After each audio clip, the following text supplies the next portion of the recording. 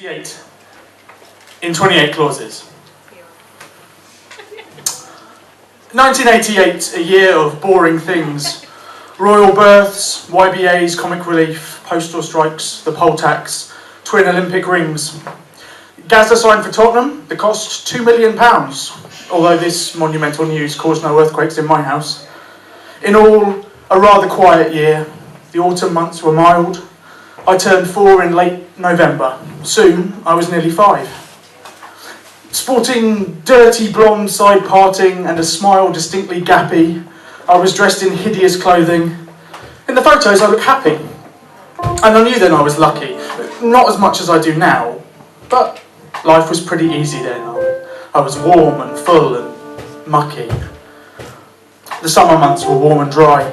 The weeks slipped slowly by. I learned to read, slept and ate, prepared myself for school. Into my world, through hairline cracks, slipped something rather sinister. In the corridors of power, talk of wars and crimes and tax, Northern Ireland peacekeeping after attacks upon the minister, and mergers, strikes and pickets, and the housing pricing boom, GCSEs, the new curriculum, the old Liberal Party's doom. In the background, barely noticed, tacked on to a boring bill, was a section of new lawmaking that gives me still quite a chill. Local Government Act, Anno 88, Part 4, Miscellaneous and General, Section F1. Snore. Clause 28, Subsection 2, Addendums A and B. There were many other sections, but these parts relate to me. The local authority shall not, such a restrictive rule, promote the teaching of, in any maintained school, the acceptability of homosexuality as a pretended family relationship. Brutality. And that was it. Those tiny words, as the bandits twist their knives. Restriction, censure, silence, crushed 1,000 unmade lives. And I'm sure that you're all thinking that it shouldn't have much sway on a kid who's barely learned to talk as he lives life day by day. But sometimes when you're different, you can know it from the start. For some, a life of soul-searching, some listen to their hearts. But I guess that I was blessed to know so early in my life that what I felt inside myself, the source of pain and strife, could be something I could fight for. Could become a guiding light.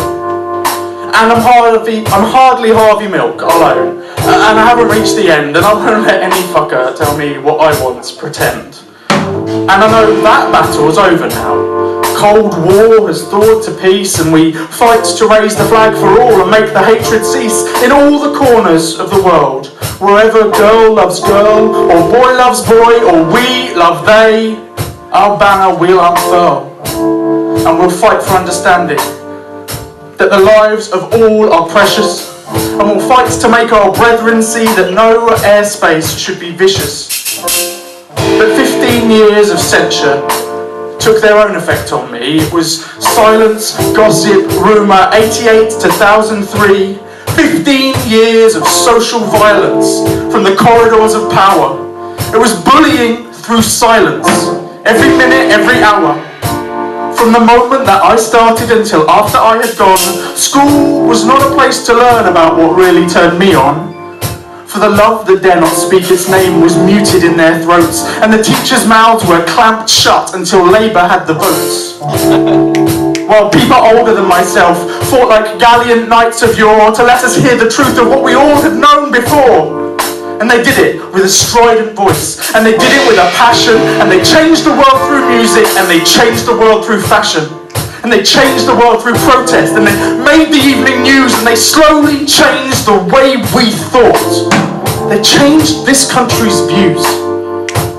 And many lifestyles that they led aren't what I'm looking for today, but they changed the world around, you see, and made you see that gay, or queer, or trans, or bi, or A, or any other hue are just silly little labels. And what matters is that you choose the life that suits you best of all. Don't let yourself feel small.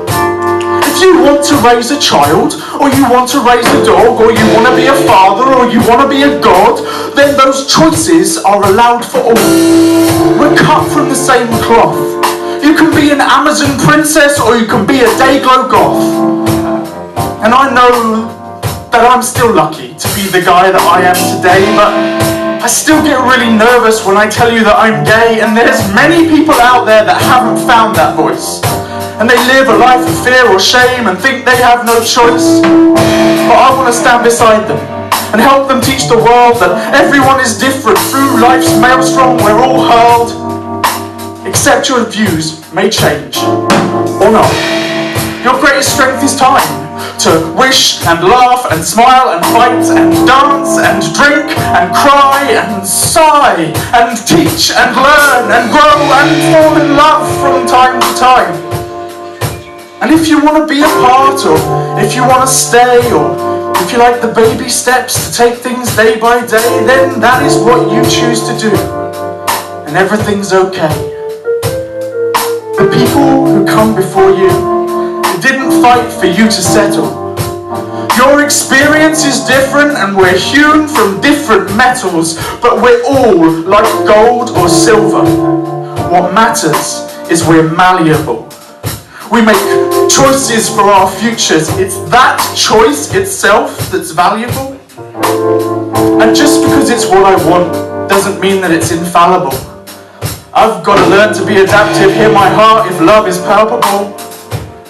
Live and learn and love and laugh. The whole world is before you. And the greatest part of all of it is you get to choose the path.